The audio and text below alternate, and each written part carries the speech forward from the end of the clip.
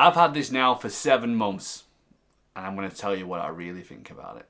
Oh, I could get used to this. Hey guys, welcome back to the channel. If you are new here, my name is Gaz and I am part of the Kershaw's Adventures along with my wife Ange and my son Ollie, who's not here because today we're talking tech. And not just any tech. The camera that I'm pretty much most known for now, which is the Sony ZV-1. I purchased this back in June and we've now done quite a few videos on our channel, and I believe that 7 months on we can pretty much talk about what I actually think about this camera. Okay, so for those of you who are not new to the channel and have been following us for a while, you'll remember that I put this video up to tell people that the Sony ZV-1 is going to be the next big vlogging camera. Pretty much sung its praises. It made a lot of people buy it, and yeah, on the back of that I kind of looked back and was like, okay, it was a first impressions video, we need to take a look at it in a bit more depth. I hadn't actually had the chance to use it in like theme parks and stuff like that, and over the last 7 months this camera has come a long way with us. So it's done a lot of sit down videos, it's done a lot of streams in terms of live streams for discussions that we do, and also as well it's been to a lot of theme parks. So let's start with the software features of this camera, and we're going to pretty much start focusing on focus, autofocus. This camera is a beast at autofocus. 7 months on, I still believe that this is probably the best camera that you can get for vlogging in terms of autofocus. Now, this camera has been in some pretty tough situations and its eye and face auto tracking system has been epic. I've got a Sony A7 III that doesn't even come close to this tiny little beast of a camera.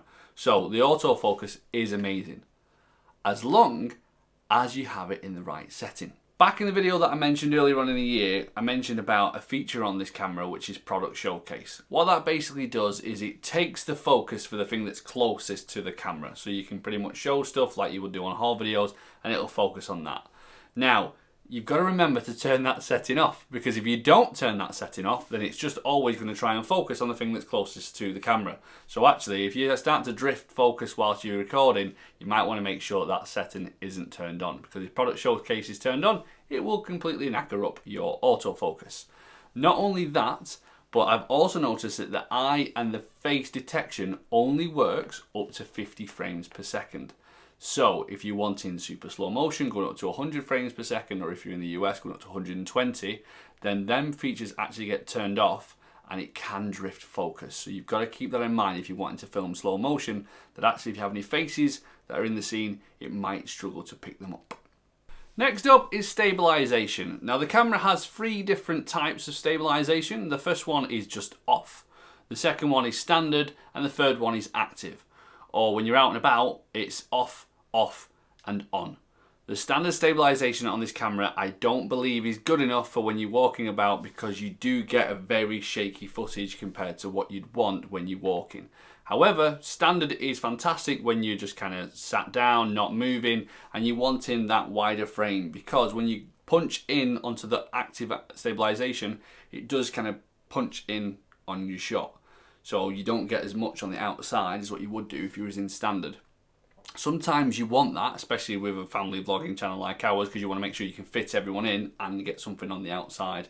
So you'll see occasions where I will click that to standard, but then making sure that when I move on, it then goes to active, because when you're walking about, the standard just isn't really good enough to be able to use. So I'm hoping when they release the next version of this camera, so the ZV-2, one of the recommendations I'm going to have is to have a wider lens. So at the moment this is a 24-70 to kind of get something like a 16-35, so it doesn't go in as far. That for me would be a perfect vlogging camera. Or just make it so the active stabilization doesn't punch in as much, but I understand why it does, and I'll talk about that a little bit more in a few moments time. So there may be occasions that you keep standard on, or get to a point even in active where when you're walking it's still not steady enough and it is a little bit shaky and not really usable.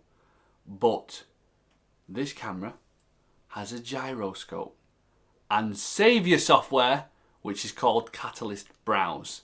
Now, that software takes the gyroscope information from the camera and is able then to take your footage and to smooth it out. That is awesome.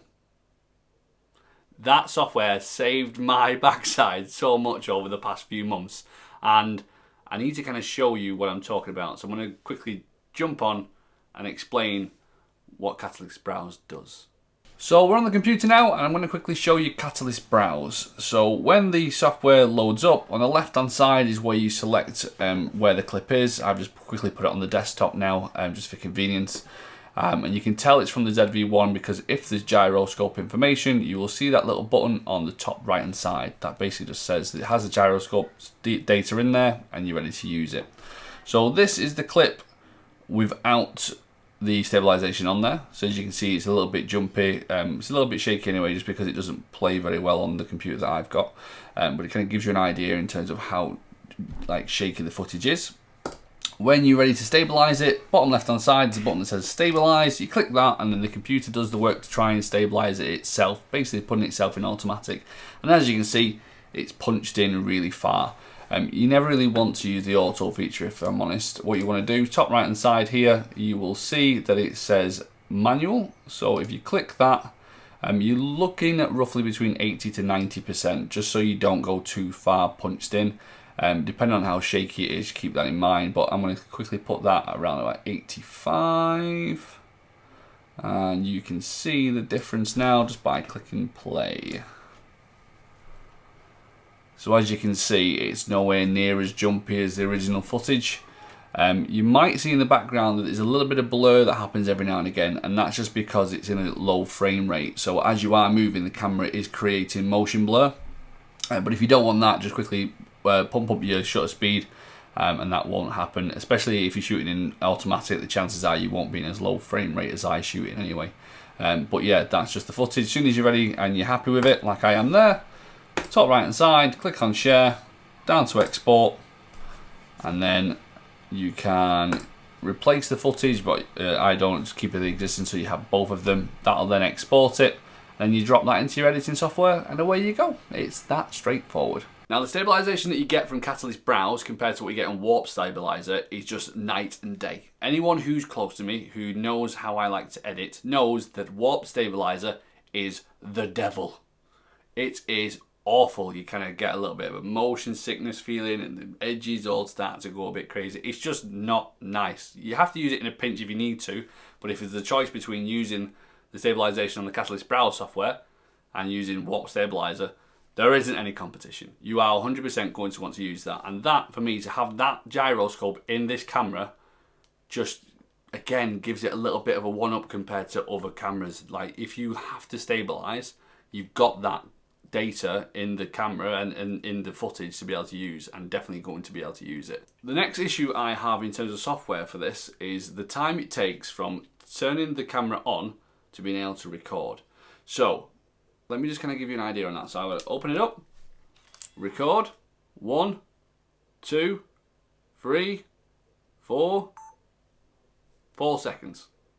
Now that might sound a bit picky, but when you're out and about and you're wanting to capture something that you see, time is of the essence. There's so many memories or magical moments that you can capture on a vlog that are only a split second in time.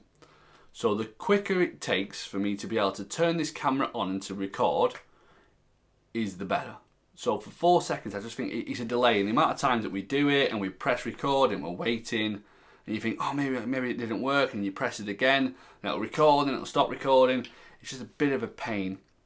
So Sony, sort that out. Surely that's just something that you can do in the software. You can see that when I load it up, look, it's ready. But record!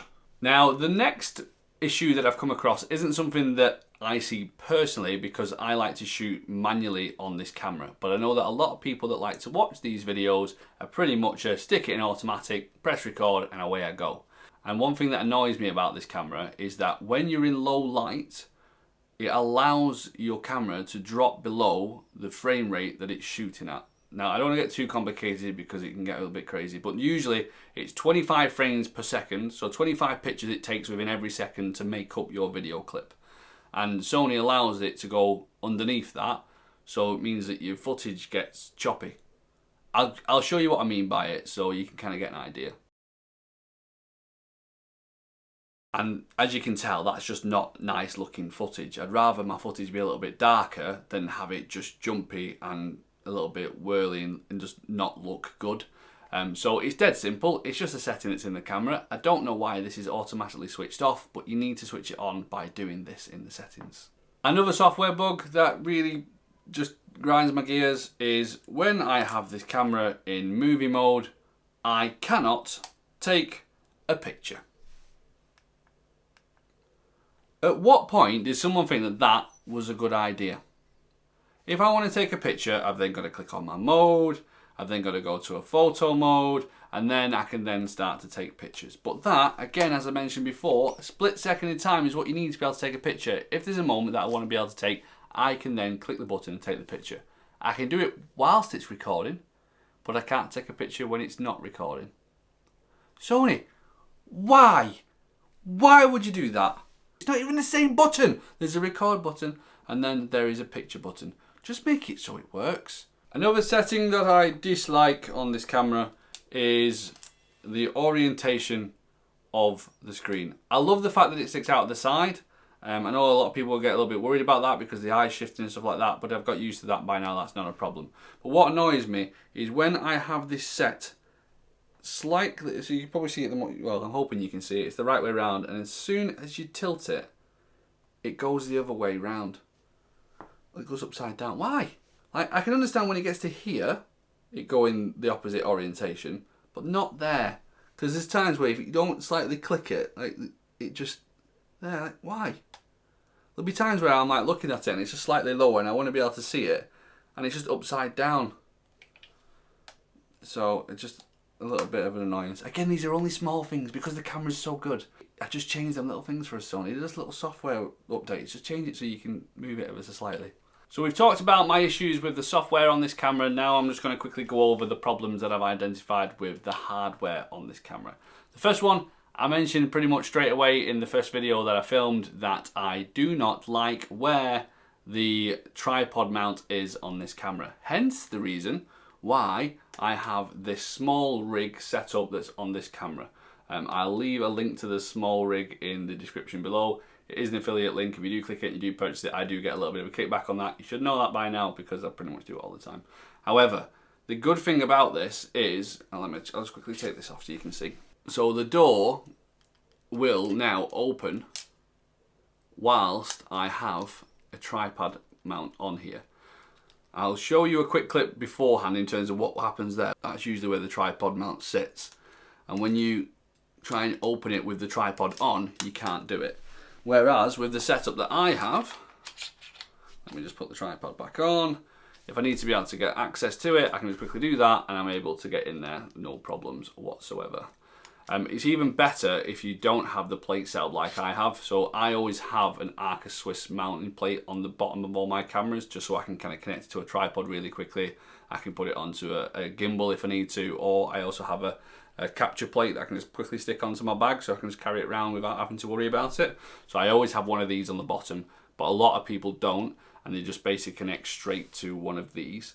So I'll just quickly show you what that looks like. And then if you just want to have a quick access to the port, there it is, and you can get into it straight away.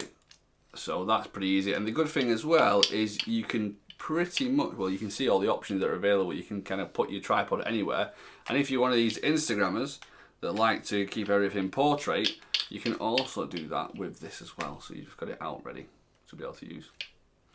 So I would highly recommend one of these SmallRigs if you want to get one. I think it's about £25, something like that. It gives a bit of a better grip as well on the right hand side. And I just like the way it looks, to be honest.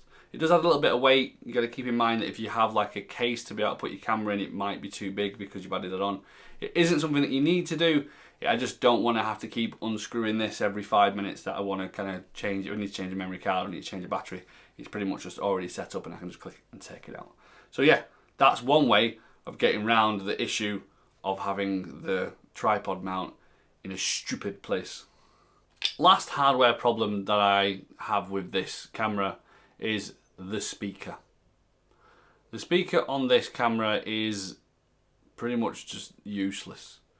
Anytime that you want to listen back, so there'll be times in the park where I want to make sure that I've said a certain thing on the camera or I haven't missed a point, I want to listen to it. I'm literally like trying to find where the speaker is in the camera, and it's just pretty much useless. You can't hear anything, and there's not a place that you can stick headphones in to be able to listen to either. So if you want to listen back to it in the camera, it's no good. It needs a better speaker in this camera to be able to understand what's going on.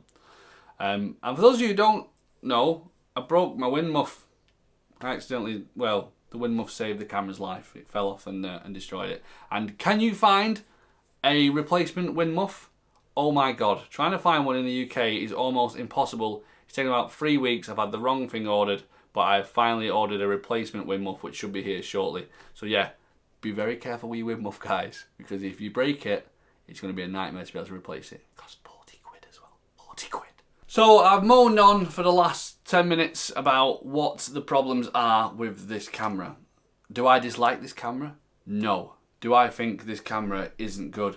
No. I think this camera is epic. The 4K footage that you can get out of this is brilliant.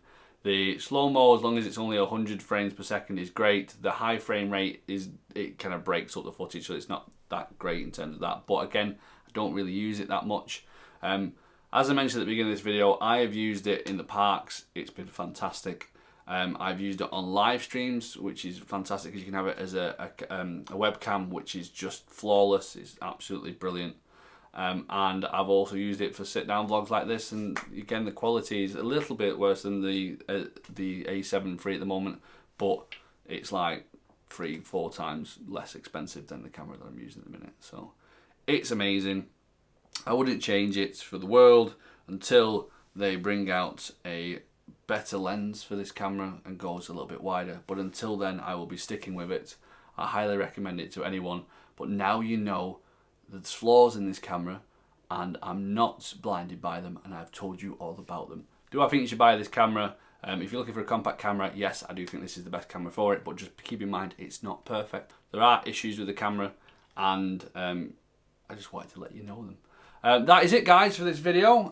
Up at the top there, that's the subscribe button to our channel. If you haven't already checked it out, we do a lot of cinematic videos, stuff like this. Down at the bottom there is the ZV-1 video that I released back in June, if you wanted to check out and get an idea in terms of what I thought about the stabilisation and all that type of stuff there. Definitely check it out. Until next time, guys, we shall see you later.